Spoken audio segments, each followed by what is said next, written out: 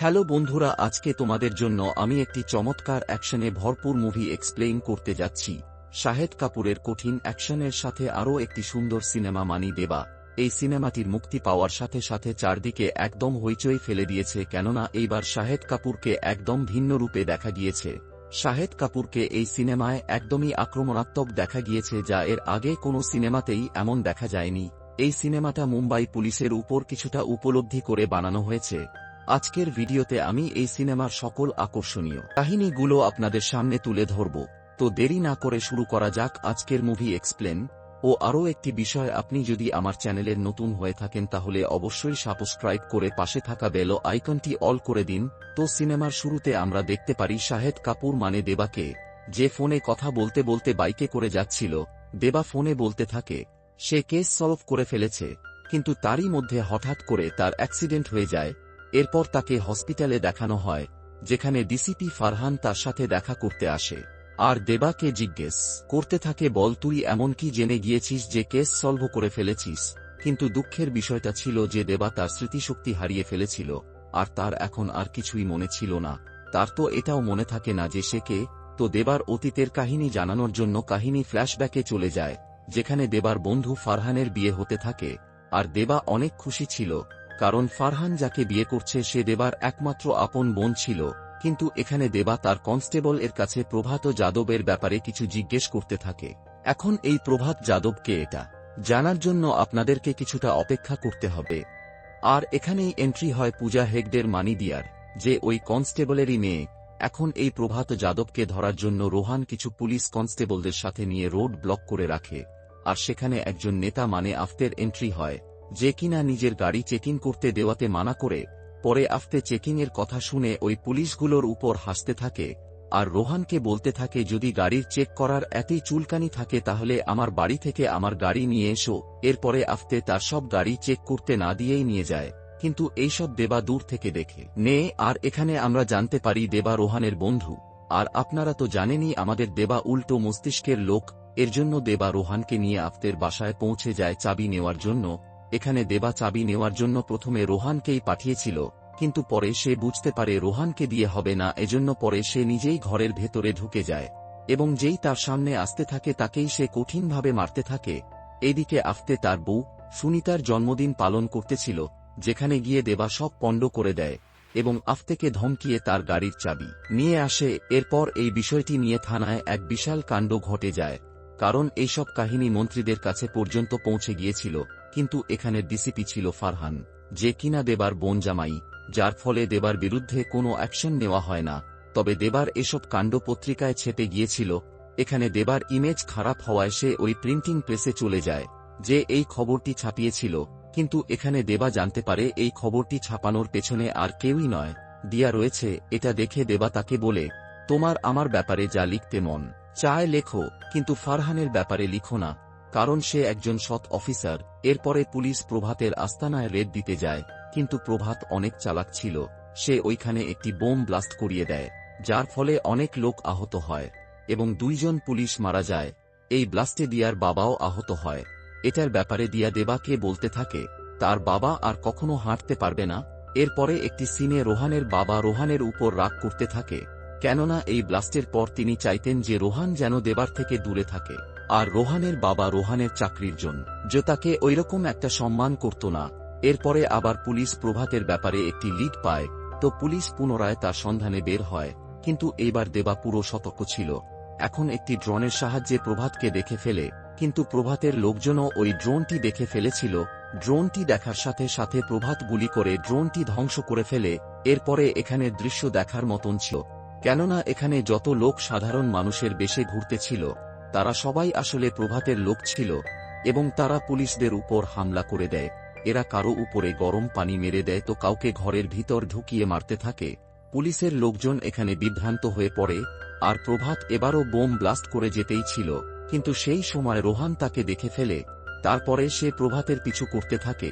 প্রভাত বুঝতে পেরে যায় কেউ তার পিছু করছে, এজন্য সে রোহানকে গান পয়েন্টে নিয়ে নেয়। কিন্তু প্রভাত গুলি চালানোর আগেই দেবা একদম তার মাথার মাঝ বরাবর গুলি চালিয়ে দেয়, যার ফলে প্রভাত সেখানেই মারা যায়। কিন্তু প্রভাতকে মারা সম্পূর্ণ ক্রেডিট রোহানকে দিয়ে দেয়, যাতে রোহানের বাবা রোহানের সম্মান করে। এরপর ঠিক সেটাই হয়, রোহানের বাবা তার সম্মান করে। এরপর রোহান তার প্রেমিকা নেহাকে বিয়ের জন্য প্রপোজ করে যাতে সেও রাজি হয়ে যায়। কিন্তু প্রভাতকে মারার জন্য রোহানকে পুরস্কার দেওয়া হতে থাকে। ঠিক তখনই রোহানকে কেউ একজন গুলি করে, যার ফলে রোহান মারা যায়। রোহানকে গুলি কে করেছিল এবং প্রভাত কার জন্য কাজ করত এইসব বিষয়ে জানা এখনো বাকি ছিল। এখন এই কাহিনী পুনরায় বর্তমানে চলে আসে, যেখানে ফারহান দেবাকে বলতে থাকে, এই কেস তো তুমি সলভ করে নিয়েছিলে যে রোহানকে কে মেরেছিল, কিন্তু দেবার স্মৃতিশক্তি চলে গিয়েছিল এবং অ্যাক্সিডেন্টের কারণে তার ফোনও নষ্ট হয়ে গিয়েছিল। এর জন্য ফারহান দেবাকে অন্য একটি ফোন দেয় এবং একটি পেন ড্রাইভ দেয়, যার মধ্যে এই কেস সম্পর্কে সকল ডিটেলস ছিল। বাসায় এসে দেবা ওই পেন ড্রাইভের সকল ডিটেলস চেক করতে থাকে, যেটাতে রোহানেরও ওই সময়ের ভিডিও ছিল যখন তাকে পুরস্কৃত করা হচ্ছিল, যেখানে দেবা এবং বাকি সব লোকজন ছিল। সেই সময় কেউ রোহানকে গুলি মেরে দেয়, যার ফলে এখানে হট্টগোল বেঁধে যায়। কিন্তু ক্যামেরার সাহায্যে দেবা দেখে নিয়েছিল গুলি কোন বিল্ডিং থেকে চালানো হয়েছিল। যখনই ওই গুলি চালানো ব্যক্তিটি পালিয়ে যেতেছিল, তখন দেবা পুরো টিম নিয়ে ওই বিল্ডিংয়ে পৌঁছে তো যায়, কিন্তু সে ওইখানে কিছুই পায় না। রোহানের শেষ কৃতকর্মের সময় দেবা তার বোন জামাই মানে ফারহানকে বলে, এই কেসটি আমি হ্যান্ডেল করব, কারণ দেবার কারো উপর ভরসা ছিল না, আর ফারহানও এটার জন্য পারমিশন দিয়ে দেয়। এরপর দেবা তার টিমের মাধ্যমে ওই বিল্ডিংয়ের ভালোভাবে তল্লাশি করতে থাকে। কিন্তু শত্রুপক্ষ এতটাই চালাক ছিল যে তারা একটিও প্রমাণ ছেড়ে যায় না, যাতে করে জানা যায় যে গুলিকে চালিয়েছিল। এইসবের ভিতরে দেবা ওই শুটারের স্কেচ বানায়, যার মধ্যে সে তাকে চিনে ফেলে। এখন দেবা প্রভাতের একজন লোক বান্টিকে তুলে নিয়ে আসতে রওনা দেয়, কেননা হয়তো সে জানে এ গুলি চালানো ব্যক্তিটিকে। বান্টিকে তারা খুঁজে তো পায়, কিন্তু সে ওইখান থেকে বেঁচে বেরিয়ে যায় এবং একটি জায়গায় যে লুকিয়ে পড়ে, কিন্তু দেবা তাকে খুঁজে বের করে ফেলে। বান্টিকে মারার পরও সে কিছুই বলে না। সেই সময় পুলিশ আরও একটি লিড পায়, আর পুলিশ বান্টিকে নিয়ে চলে যায়। আর দেবা ওই লিড দেওয়া জায়গায় পৌঁছে যায়, যেখানে একজন মহিলা বলতে থাকে, যেদিন ওই পুলিশকে মানে রোহানকে মারা হয়েছিল, ঠিক সেই দিন তার এখানে একটি সবুজ কালারের এসইউভি গাড়ি দেখেছিল। কেননা সেখানে গাড়ি পার্কিং করার জায়গা ছিল না, এই জন্য সে বুঝে গিয়েছিল যে কিছু তো গন্ডগোল আছে। কিন্তু এই কথা থেকেও দেবা ওইরকম গুরুত্বপূর্ণ কোনো তথ্য পায় না। এরপরে রোহানের প্রেমিকা নেহা দেবাকে দেখা করার জন্য ডেকেছিল, কেননা সে বলতেছিল দেবাকে কিছু জরুরি কথা বলার ছিল। এইদিকে দেবা আবার আফতের রেলিতে গিয়ে তাকে বিরক্ত করতে শুরু করে, কেননা সবুজ রঙের এসইউভি গাড়ি যা তার সন্দেহের তালিকায় রয়েছে, সেটা আফতেরই গাড়ি ছিল। এই ব্যাপারটি নিয়ে দেবার বোনজামাই মানে ফারহান দেবার ওপর অসন্তুষ্ট হয়, কেননা এখন পর্যন্ত কোনো প্রমাণ পাওয়া যায়নি। তার ওপরে সে মিডিয়ার সামনে এমন কাজ করতেছিল। এরপরে সিন চলে যায় ওইখানে যেখানে দেবার অ্যাক্সিডেন্ট হয়েছিল এবং তার স্মৃতিশক্তি চলে গিয়েছিল। এরপর এখানেই ফারহান দেবাকে বলতে থাকে, তুই কেস সলভ করে ফেলেছিলি এবং খুনির নাম ও জেনে গিয়েছিলি। অ্যাক্সিডেন্ট হওয়ার আগে দেবা কোথাও গিয়ে এছিল, যার ফলে সে এইসব বিষয়ে জেনে গিয়েছিল, কিন্তু দেবার এখনো কিছু মনে পড়ছিল না। এরপর ফারহানের চলে যাওয়ার পর দেবার উপর হঠাৎ করে হামলা হয় এবং তাকে মারার জন্য একটার পর একটা গুন্ডা আসতে থাকে, কিন্তু দেবা একাই সবাইকে টেকেল দিয়ে দেয়। কিন্তু দেবার এখনো কিছুই মনে নেই, এজন্য সে ডাক্তারের কাছে জিজ্ঞেস করতে যায় যে কত সময়ের ভিতরে সে তার স্মৃতিশক্তি ফিরে পেতে পারে। কিন্তু ডাক্তারের জন্য এটার কোনো সঠিক সময় বলা সম্ভব ছিল না, যার পরে দেবা সেখান থেকে চলে আসে। এখন দেবা পুনরায় তার কাজে লেগে পড়ে। দেবা তার ডিপার্টমেন্টের কাছ থেকে জানতে পারে যেদিন ওই বিল্ডিং থেকে এই ঘটনা ঘটেছিল, ওই দিনেরই ফুটেছে বান্টিকেও দেখা যায়, কিন্তু বান্টি এখন পলাতক রয়েছে। এরপরে দেবা তার ওই ফোনটিও ঠিক করিয়ে নেয়, যেটি অ্যাক্সিডেন্টের সময় নষ্ট হয়ে গিয়েছিল। এই ফোনের সাহায্যে সে জানতে পারে দিয়া এবং তার বিয়ে হবার কথা ছিল, এজন্য দেবা দিয়ার সাথে দেখা করতে যায়। দেবা সেখানে গিয়ে সেই সবুজ রঙের গাড়িটিকে দেখতে পায়, যেটা দেখে সে কিছু বিষয় বুঝতে পারে। যদি কোনো নীল গাড়ির উপর হলুদ লাইটের আলো পড়ে, তাহলে সেই আলোর রিফ্লেকশনের ফলে গাড়িটি সবুজ কালারের দেখাবে। এদিকে তারা এতদিন ধরে ভুল কালারের গাড়ি খুঁজে বেড়াচ্ছিল। এইসব কনফিউশন ওই মহিলাটির জন্যই হচ্ছিল, যে নীল কালারের গাড়িকে সবুজ কালার বলেছিল। ও আরও একটি বিষয় বলার ছিল, দেবার এই স্মৃতিশক্তি চলে যাওয়ার ব্যাপারে ফারহান এবং ডাক্তার ছাড়া আর কেউই জানত না। এবার দেবা আরও একটি লিড পায় যে মান্দার তার লোকের সাথে কোথাও লুকিয়েছিল, যার পরে তাকে তার লোকদের সাথে ধরে ফেলা হয়, কিন্তু গুলি লাগার ফলে মান্দার আইসিইউতে ছিল। এসব কিছু চলতে চলতে রোহানের মৃত্যুর 1 বছর হয়ে যায়। রোহানের মৃত্যুবার্ষিকীতে দেবাও ওখানে যায়।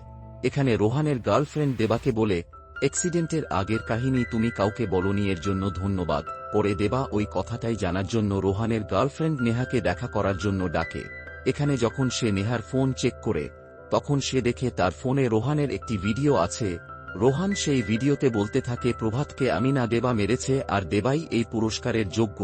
রোহান এই কথাগুলো সেই অনুষ্ঠানেও বলতে চেয়েছিল, কিন্তু তার আগেই তাকে মেরে ফেলা হয়, যার ফলে এই বিষয়টি আর কেউ জানে না।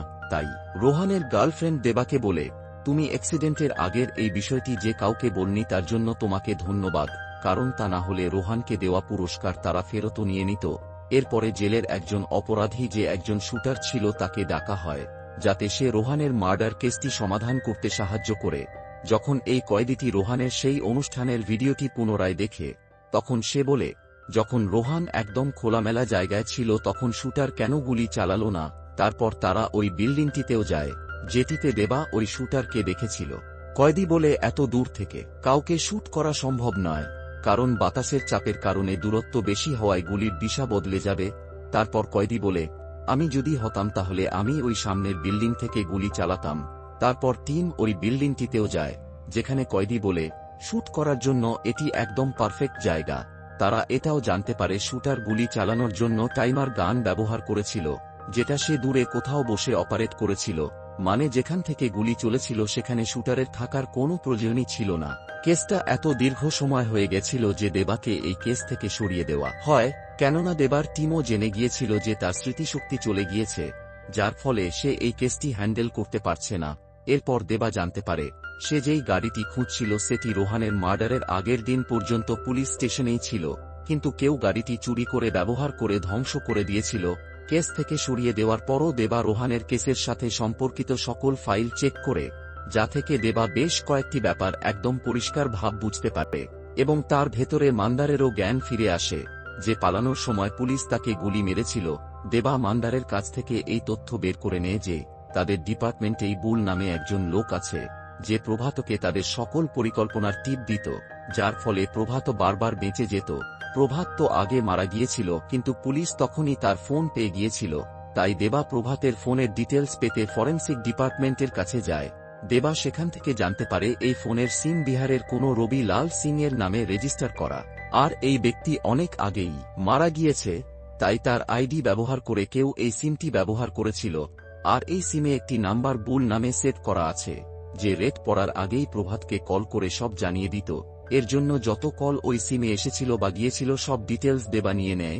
এই সব কিছু থেকে দেবা এই কেসটি প্রায় সমাধান করেই ফেলেছে, আর সে একটি ফাইল তৈরি করে, যেটি সে ফারহানকে দেওয়ার সময় বলে, কে কিভাবে কেন সবকিছুই ফাইলের ভিতরে আছে, কিন্তু এই ফাইলের শেষ পৃষ্ঠাটি খালি আছে যেটি তোমাকে ভরতে হবে। আর এখানেই দেবা ফারহানকে বলে, যেই দিন রোহানকে অ্যাওয়ার্ড দেওয়ার কথা ছিল ওই দিন বুলও ওইখানে ছিল, আর এই বুল অন্য কেউ নয়, দেবাই। তারপর দেবা ফারহানকে বলে যে সে কেন রোহানকে মেরেছিল। আসলে এটি রোহানের অ্যাওয়ার্ড ফাংশনের আগের ঘটনা, যেখানে রোহান দেবাকে বলে রবি লাল মারা গিয়েছে, কিন্তু তার সিম কার্ড এখনও অ্যাক্টিভ রয়েছে, আর ওই নাম্বার থেকে প্রভাতের কাছে আমাদের সকল রেটের টিপ যায়। এখানে রোহানও জেনে যায় যে দেবাই হল বুল, যে প্রভাতকে টিপ দিত। রোহান দেবাকে জিজ্ঞেস করে, তুই এসব কেন করেছিস? তখন দেবা বলে, যখন সে ছোট ছিল দিওয়ালির সময় তার অনেক ক্ষুধা লাগে, আর ঘরে কিছু ছিল না, এর জন্য তার প্রতিবেশী একটি মিষ্টির বক্স পাঠায়, যেটা দেবা পুরো খেয়ে নেয়। কিন্তু ওই দিন দেবার ভাবাও ক্ষুধার্ত ছিল। যখন তিনি জানতে পারেন দেবা সব মিষ্টি একাই খেয়ে নিয়েছে, তখন তিনি দেবার পা ভেঙে দিয়েছিল, আর ওই সময় হসপিটালের বিল প্রভাতে দিয়েছিল, আর তারপর থেকে দেবা প্রভাতের জন্য কাজ করত। দেবা এখানে রোহানের কাছে আরও একটি সুযোগ চায়, যাতে সে তার ভুলগুলো শোধরাতে পারে আর দিয়াকে বিয়ে করতে পারে, কিন্তু রোহান দেবাকে দ্বিতীয় সুযোগ দেয় না। রোহান দেবাকে সবার সামনে এক্সপোজ করতে চেয়েছিল, আর এজন্যই দেবা রোহানকে মারার জন্য একটি ট্রাইমার গান সেট করে আর অ্যাওয়ার্ড দেওয়ার দিনে রোহানকে শুট করে। যেহেতু অপরাধীর সন্ধান পাওয়া গেছে, তাই দেবা জেলে যাওয়ার আগে তার প্রেমিকা দিয়ার সাথে দেখা করতে চায়, কিন্তু দিয়া দেবার সাথে বিয়ে করার সিদ্ধান্ত বদলে ফেলে।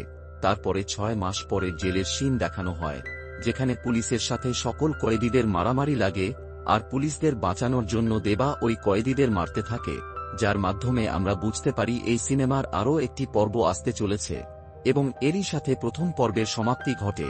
এই সিনেমাটি একদমই অন্যরকমের অ্যাকশন সাসপেন্স, থ্রিলার দিয়ে ভরপুর। সিনেমাটি দীর্ঘ সময়ের হাওয়ায় এবং বারবার ফ্ল্যাশব্যাকের কাহিনী দেখানোর ফলে সিনেমাটি কিছুটা জটিল, তাই আমি যে পার্টগুলো দেখানোর প্রয়োজন বলে মনে করেছি সেই সকল বিষয় তুলে ধরেছি। ভিডিওটি যদি ভালো লেগে থাকে তাহলে লাইক এবং সাবস্ক্রাইব করে পাশে থাকবেন। দেখা হচ্ছে নেক্সট ভিডিওতে।